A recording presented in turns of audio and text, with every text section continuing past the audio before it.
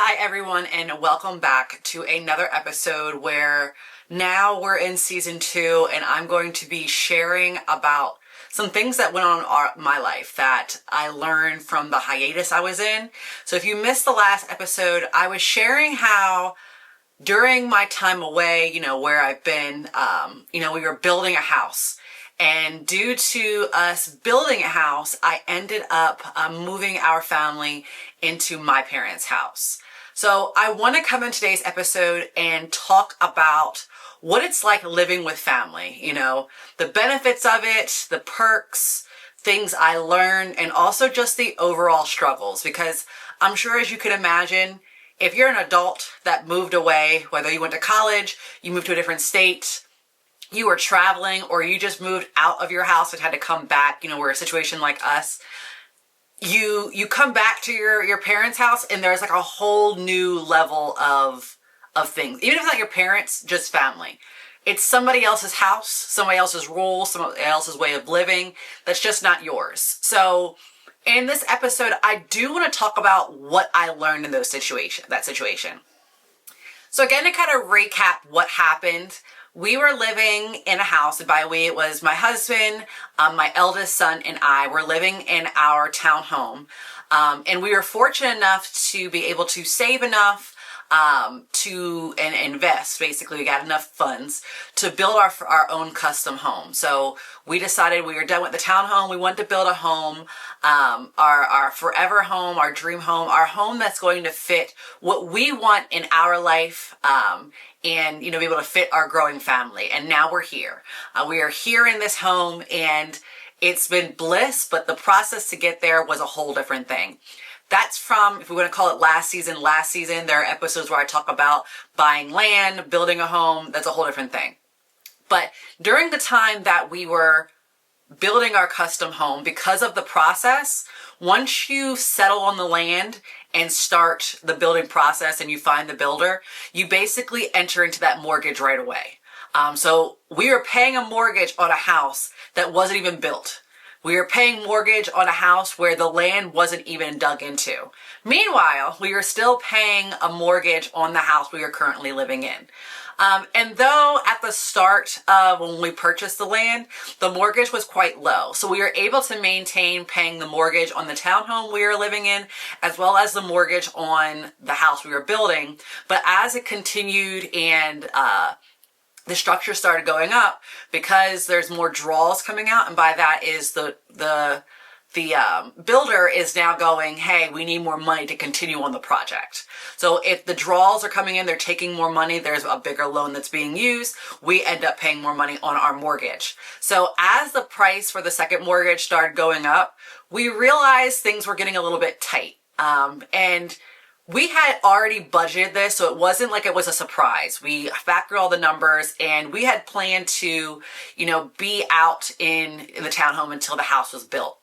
But the one thing we also kind of had to think about is, all right, once the house is built and the full mortgage kicks in, we won't be able to pay both of those mortgages, and we'd have to sell the house right away. And we didn't want to be in a situation where we had to take the first offer because of the fact that we were under that pressure.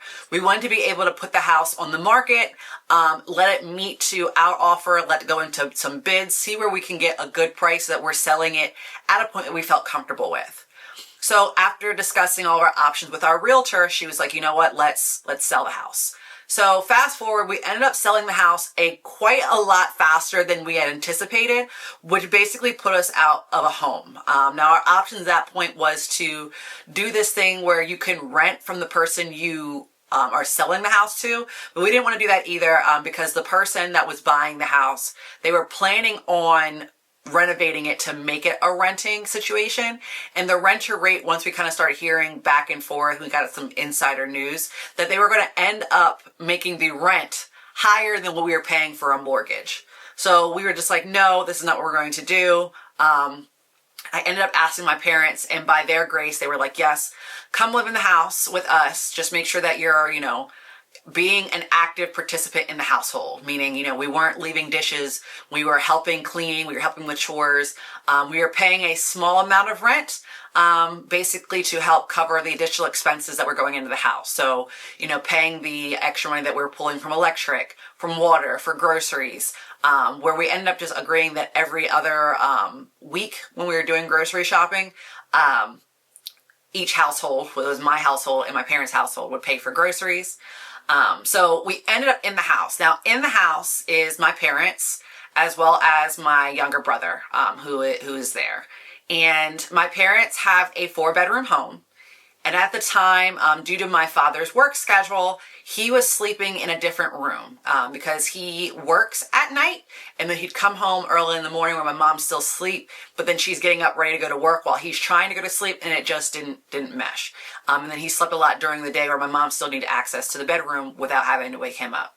So there had to be some reconfiguration going on, so we were asking a lot from them. Now, while we were there, I will say we had a lot of pleasant moments and some unpleasant moments. And the thing I learned first and foremost is that when you're moving into someone else's house, you're moving back home with family or maybe with a friend, and you're a person who's not going to be a permanent resident there for a very long period of time. At the end of the day, it is that person's house. And I will say I made the mistake of coming into my parents' house going, this is how I run my household, and this is how I'm going to keep running my household. Well, it wasn't my house. I had a family there, my husband and my son, but I couldn't say this was the household I'm going to run because it wasn't my house. And I had to learn that. I had to learn to bend back into what my parents had established with, how they ran the household, schedules, cleaning, organization, how everyone meshed and where everyone's places were. So I had to learn that fairly quickly. The one benefit, though, that came with living with my parents, and I'm going to hop around a lot as we talk about these things because, I'm still processing the entire thing. And as I talk about it, I know how great of an experience it was because I learned. But I will say it's not something I would probably do again. But in the household, because I had to bend to certain things, my mom also realized she had to bend a little bit to me when it came to my son. Now, she's a grandmother, so she wants to spoil him, do all these things because that's her house. And when he came to visit her at her house, when we were living back in our home, and she still does it today as we're living in our new home, she has to spoil him. There's things that he's allowed to do that he can't do at home, such as, like, for example, she lets him monopolize the TV when he's there. He does not do that here, and it's not one of those things where I go to her like, Mom, you're breaking up what I'm trying to instill in him at home. It's just one of those things of, we share at home the TV. When you're at Gigi's, it's grandma time. So, live your life. But she was trying to parent him over me. So at that point, when we were living together, I had to come in and go, Mom, I understand this is your household, but I'm here with my family, and I have to continue setting my boundaries and my roles and my structure with him. And it was a learning thing. We had to have those open conversations. And that's one thing that additionally, if you are going to live with family, you have to be open to communicating. A little bit more than, you communicate with your family or any friend, someone you're going to live with now. I call my mother almost on a daily basis. And yes, we're communicating about what's going on in life, what's going on with me personally, with her personally, our jobs, what's going on in the world. But when it came to the household, when we were living together, we had to be able to communicate where we may not agree on something, but we had to come to a compromise with things such as parenting my son, with things where, like, my husband was doing something that I typically allow, but she wasn't comfortable with. And when I say like allow is, my husband likes to leave cups on the table because he's going to reuse them. Fine. As long as you're reusing them, I'm good because it's less dishes for me. She did not like leaving cups on the table. So, she wanted to confront him the same way that she usually confronts my brother or my dad in the household about things she doesn't agree with. And I don't communicate with my husband that way, so I didn't want her to communicate with him that way in order to create this tension. So we had to talk about things like that. So that's the second thing I learned. You have to be able to communicate when you're living with your family. And I think that's a perk. It's a perk that came out of it because I learned to communicate with my mother a little bit differently and better that has strengthened our relationship. And, reflecting back on it, it was a struggle. There was a time where I was living there where my mother and I did not talk for a whole week. And it was over something very silly. Something as silly as like parking in the driveway in the garage. And, we had this little tiff and she was upset about it. I was upset about it. We had a confrontation and we just decided to talk to each other for a whole week, which is difficult. It was difficult for the entire household, especially the men there, because they were like, what's going on? But my mother and I, we talk daily. So it was starting to like affect us. And because we both work from home, we're around each other 24/7. So that silence was like very loud, to everybody. But we eventually, we got through it. We learned some things. We learned that, that's not what we want to do again.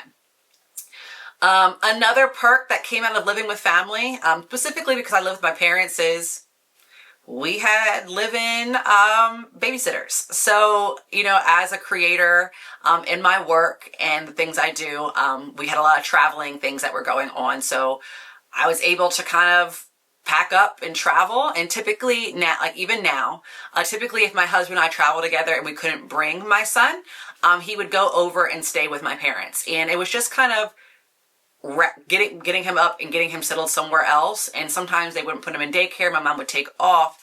But because we were now at the house, he didn't have to be moved. He was just there. He was already settled. And we were able to kind of figure that out and keep going. So it made things a little bit easier. Now that's a small kind of perk, very specific to me, but not even just travel aspects, is if I needed to run an errand and my husband wasn't home because he was at work, I was able to get things done a lot sooner than later because my mother and father were there. My brother was there.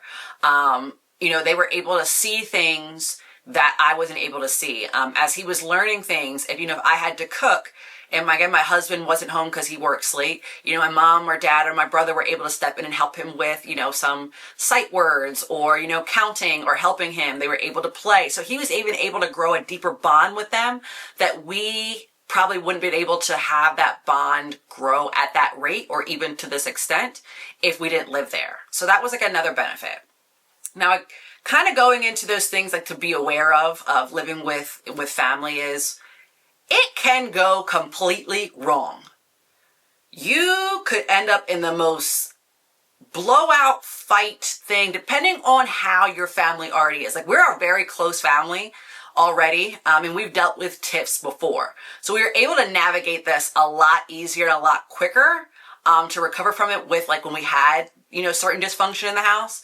But I feel like if my mom and I didn't have the bond that we have, it may have been detrimental to our relationship for us to live together. So if you are thinking about living with someone, kind of be aware of how your relationship is already to start before you move in with that person, because it intensifies. It intensifies every aspect. And if you don't already have a strong relationship, that intensity could probably break. Like, I couldn't imagine what would happen if I just left and I was like, you know what, I am not talking to my mom again. She's no longer going to see my son, her grandson. I have another son now. So that would have been like a whole situation. And I'm glad it didn't end up being that way, but just something to be aware of. And other things I learned there is just like flexibility. Flexibility with everything was the biggest thing I learned. You have to be flexible with, your living arrangements. When we were there, because of the size of the rooms and, how, the beds in the rooms we were staying in were a lot higher. So if my son was sleeping by himself and he had rolled off in the middle of the night, he would have fallen. Yes, we probably went and got those like barriers, but he's a child that wakes in the middle of the night and tries to get down and come running into mommy and daddy's room. I mean, a lot of kids do that. And it was so high up for him that I was kind of nervous that if he did get up, even with those like side rails that you can put up, stop him from rolling, he may have tried to get down and fallen and hurt himself. And we might have not have known. So that was something like a risk I didn't want to take. So our flexibility came to the point where my husband had his own room and my son and I slept in another room. And it was a little bit strenuous on our marriage, because, you know, he worked the majority of the day and then he'd come home and he'd eat, and he likes to sit and be places and watch certain things. And because the living room typically was overtaken by my mother and I watching something, he would go back up into what we called his bedroom at the time to watch TV, and then he would end up sleeping there. So we weren't connecting as much. We eventually realized about, you know, partway through our stay there that we needed to take date nights. And sometimes we took it where we just went on certain activities, just, you know, me, my husband and son, so that we can keep bonding as a family without, you know, that, you know, the other family members that were there in the household. And then my husband and I also went on dates to make sure that we were able to communicate and talk about things that we weren't necessarily comfortable talking about in the house where my mom and dad are around. The other thing that we had to learn that was like it's kind of like a negative that happened. So couples argue. They have, you know, disagreements. When you're living with a family member, having a disagreement in front of them could be very painful. And I felt that I couldn't necessarily disagree or have a disagreement with him because I didn't want my parents to come in and think that they need to say something or comment on it. I didn't want them to get any negative aspects of it because obviously at the end of the day, they are my parents. So they're going to go, okay, well, you're doing this to my daughter. Don't talk to her like that, or don't say those things like that. Or, you know, it's, you know, this, you're living in our house with our daughter's, you know, childhood home. You're going to bend to us. I didn't want that to happen. So we had to have like disagreements on the side or just not have disagreements at all. And then things just kind of got built up and built up. So that was like one of the things that just, we weren't able to talk a lot of things through. And I'll even take the blame. This is a lesson learned. If you are going to move in with family members, be careful of the things you share. So I'm a person who likes to vent. I need to get things out. And typically if I'm upset with my husband or upset about something, I'll talk to my husband about it directly so we can get out in the open, communicate, and move through it. Since we weren't able to talk as much due to just not trying to get in disagreements or those conversations in front of my parents, a lot of times I would end up venting to my mother or father, which was not the best idea. And something I could change about the time we were living there, that's probably something I would change. Because they were then kind of getting this negative thought about him and starting to infiltrate our relationship. They felt like they could say something. You know, my dad was saying things to him at certain points. My mom was saying things. I was like, all right, I need to flip this back because I've allowed them to enter into our relationship and they shouldn't be. So that was something that like we had to be really, really careful of while we were living there.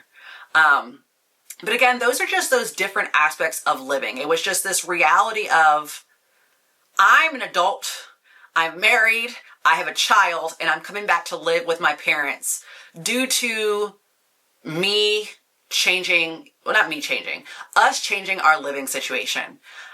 At the end of the day, yes, I am very happy that my parents allowed us to do that. We had the option to, because I know a lot of people can't. I remember when I was younger, my parents were building a home. We moved from one ground level home to the home that they live in now, my childhood home. And during that time, my parents had to uproot us, and it was a full family of 5. So my parents, my eldest sister, and my younger brother and I, and they moved us into this kind of like apartment, smaller than the home we were in.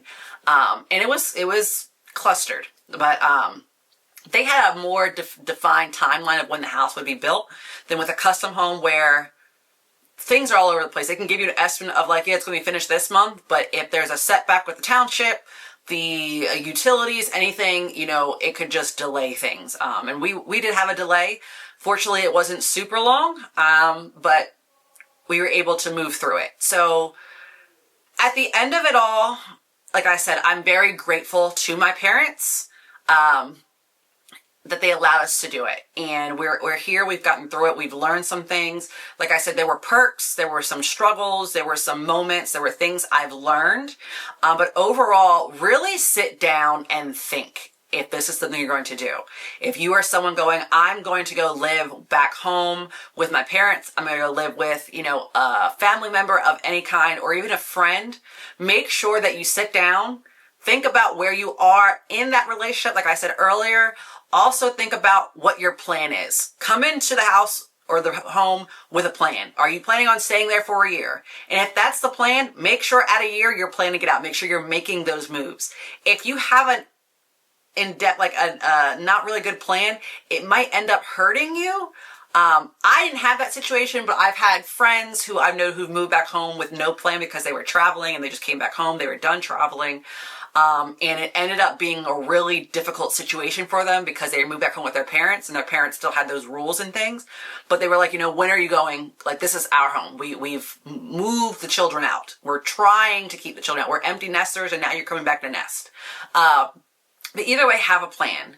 So those are just kind of the things that I learned that came from it. And, I'm glad to share that story. I'm glad this is a part of my life that I can openly share and talk about. So yeah, that's where we are there. And, thank you for listening to this podcast episode and going through this. I'm going to be sharing further more things I've learned from my time of being away. So make sure, again, if you are not subscribed to, my YouTube channel, which you'll be watching the podcast on YouTube at Living Lesh, make sure you hit that subscribe button. If you're listening to this on Spotify or Apple Podcasts, make sure to check out the YouTube channel. If you're listening to YouTube, make sure you check out previous episodes and also subscribe and connect along to my podcast on Apple Podcasts, Spotify, anywhere that podcasts are available. It is the That Lux Life podcast. And again, I'm so glad to listen, and on to the next moment.